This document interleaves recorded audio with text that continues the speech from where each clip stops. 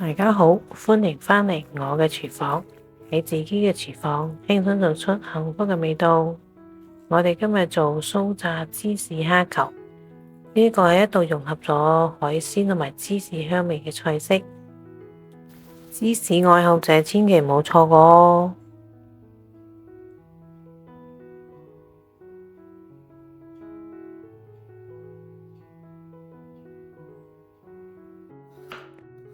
首先將薯仔去皮洗乾淨，切成薄片。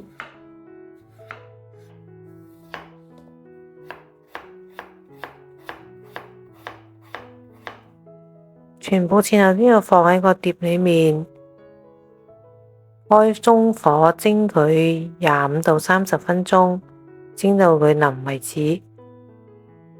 喺呢個蒸嘅過程呢，我哋要處理啲蝦啦，蝦要去殼，留返個蝦尾同埋最後一節嘅殼喺度，咁佢中間切開，取出佢啲蝦腸，將佢洗淨吸乾水分之後呢，就切斷蝦尾，就放埋一邊，將啲蝦尾放埋一邊，其餘嗰啲蝦肉呢，就切粒，跟住將佢剁碎。如果你覺得我嘅影片都唔錯，請點讚、訂閱、分享我頻道並撳埋個鐘仔啦！你嘅鼓勵同支持係我繼續嘅動力，多謝晒。而家繼續講返嗰啲蝦，好似咁樣切成粒粒得啦，唔使你中意嘅可以打成蝦膠，但係呢個咁都好好食噶啦。放喺碗裏面，放入鹽、胡椒粉、白糖同埋粟米澱粉。具體嘅用量請點開標題下方嘅說明區查看。將佢攪勻，醃製15分鐘。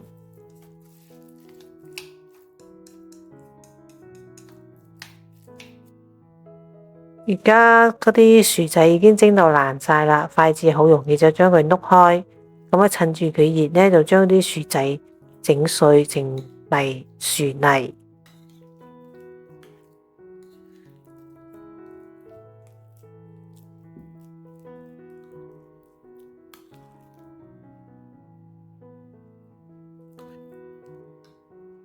整碎咗之後，就磨一啲胡椒粉落去，放啲鹽，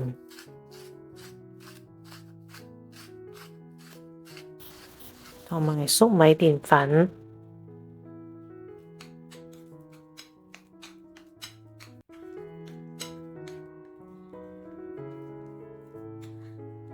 將佢攪勻。因為我啲薯仔比較濕，所以我再放多咗1羹嘅粟米澱粉落去，等佢黏稠啲，拌到呢個唔黐手嘅狀態。跟住我哋開始包啦，手中搽一啲澱粉防黐。咁啊，除1羹嘅薯仔泥壓平，放入啲蝦肉，跟住再放入一啲芝士碎。芝士碎就算你想食嘅都唔好放太多，放太多嘅話一陣炸起身，佢溶咗佢就會爆漿，就會裂開㗎。將佢包起身，最後收口嘅時候插入頭啱先切落嚟嘅蝦尾，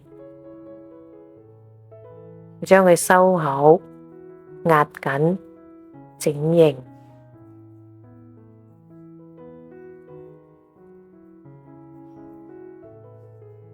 呢個係做成嘅最終嘅形狀啦。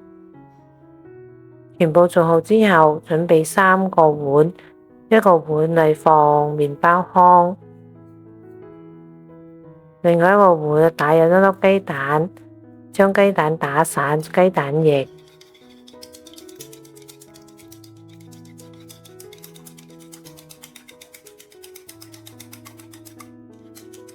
再有一碗就係粟米澱粉啦。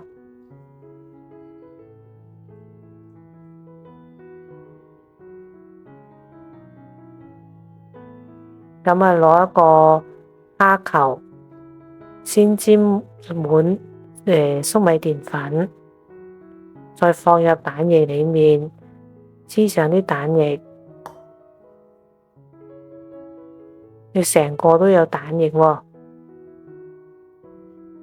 最後就放喺嗰啲麵包糠嗰度，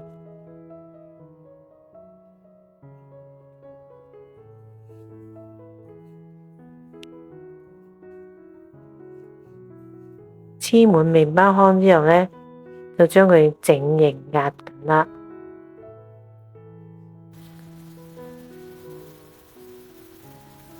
全部做好之後呢，準備啲油啦，油要抹過啲蝦球嘅，油溫燒到160度，逐個放入啲蝦球。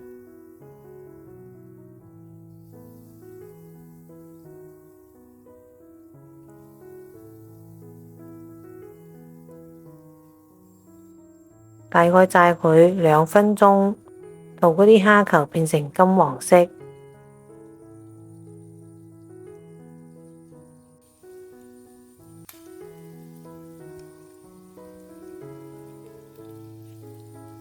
因為嗰啲薯仔已經係熟咗嘛，只係裏面只係啲蝦係生嘅啫，所以佢好快就會炸好嘅。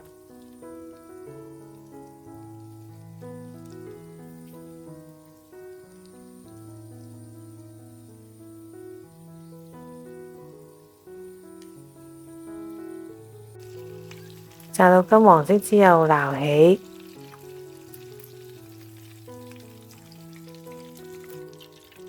放喺嗰啲廚房紙度吸下啲油分。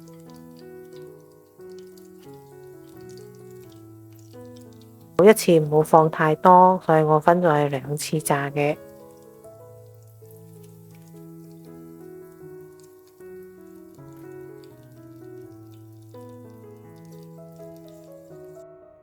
個金黃，外形係咪好好睇呢？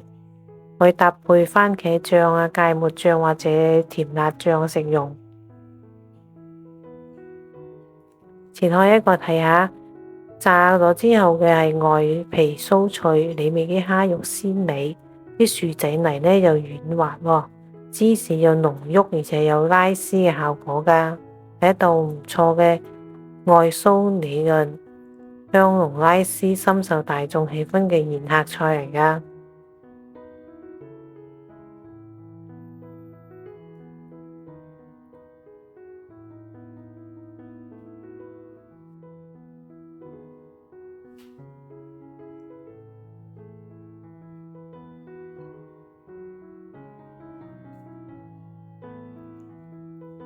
好啦，今日我哋就做到呢度啦。如果你鍾意我嘅影片，請點讚、訂閱、分享我頻道並撳埋個鐘仔，點擊觀看。我哋下次見，拜拜。